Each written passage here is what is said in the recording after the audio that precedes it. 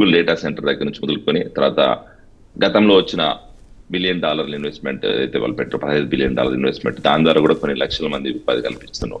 అలాగే ఈరోజు రాష్ట్రానికి సిటిఎస్, టిపిసిఎస్, విప్రో, అలాగే క్వాంటమ్ వ్యాలీ, అలాగే వివిధ ప్రాంతాల్లో ఈరోజు అటు రాయలసీమ ప్రాంతంలో, ఇటు వైజాగ్ ప్రాంతంలో, ఇటు అమరావతి ప్రాంతంలో అన్ని ప్రాంతాలకి సమన్వయం చేసే విధంగా పెట్టుబడులు ఆకర్షణ ధ్యేయంగా పనిచేస్తున్నాం.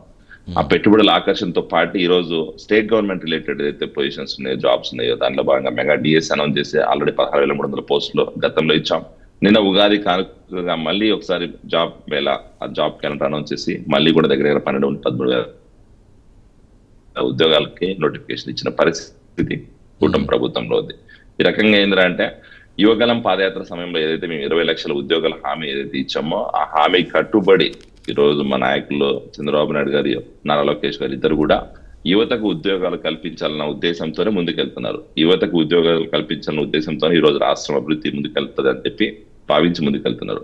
దానిలో భాగంగా ఈ రోజు దగ్గర 8-9 లక్షల వేల కోట్లు ఈ రోజు రాష్ట్రానికి వచ్చి రాష్ట్రంలో పెట్టుబడులు ఆల్రెడీ గ్రౌండ్ అయిన పరిస్థితి మనం చూస్తున్నాం. దాని ద్వారా దగ్గర 5-6 లక్షల మందికి ప్రత్యక్షంగా పరోక్షంగా ఉపాధి అవకాశం కల్పించిన పరిస్థితి చూస్తున్నాం. ఇదే కంటిన్యూ అవుతుంది. నెక్స్ట్ 2-3 ఇయర్స్ కూడా ఇదే పరిస్థితి కంటిన్యూ అయ్యే పరిస్థితి ఉంటుంది. ఎందుకంటే చంద్రబాబు నాయుడు గారు అనేది ఒక బ్రాండ్. చంద్రబాబు నాయుడు గారిని చూసి ఈ రోజు రాష్ట్రానికి పెట్టుబడులు వచ్చే పరిస్థితి ఉంది.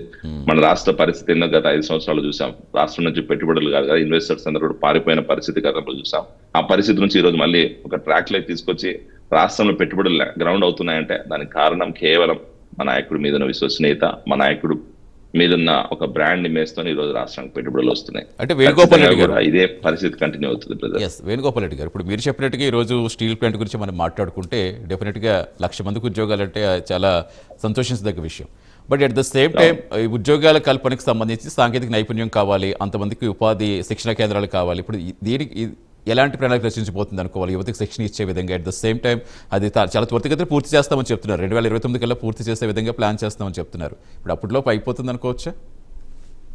ఖచ్చితంగా ఈ రోజు ఏదైతే ఈ రోజు గ్రీన్ ఫీల్డ్ స్టీల్ ప్లాంట్ అయితే మొదలు పెడుతున్నారో దానికి రిలేటెడ్ స్కిల్స్ చాలా మంది కావాలి. ఖచ్చితంగా ఈ రోజు ఏంటంటే మీరు ఒకసారి గతంలో కూడా చూస్తే చంద్రబాబు నాయుడు గారు ప్రభుత్వంలో ఉన్న ప్రతిసారి కూడా స్కిల్ డెవలప్మెంట్ మీద ఫోకస్ చేసిన పరిస్థితి. యువతకు ఉపాధి రావాలంటే యువతకి శిక్షణ కావాలి. ఆ శిక్షణ కల్పించడానికి శిక్షణా కేంద్రాలు కూడా ఏర్పాటు చేసి ఆ స్కిల్ డెవలప్మెంట్ సెంటర్స్ లో కావాల్సిన స్కిల్స్ అన్ని కూడా ఇంప్రూవ్ చేసే పరిస్థితి గతంలో ఉన్నది. ఈ రోజు కూడా అది కంటిన్యూ అవుతుంది.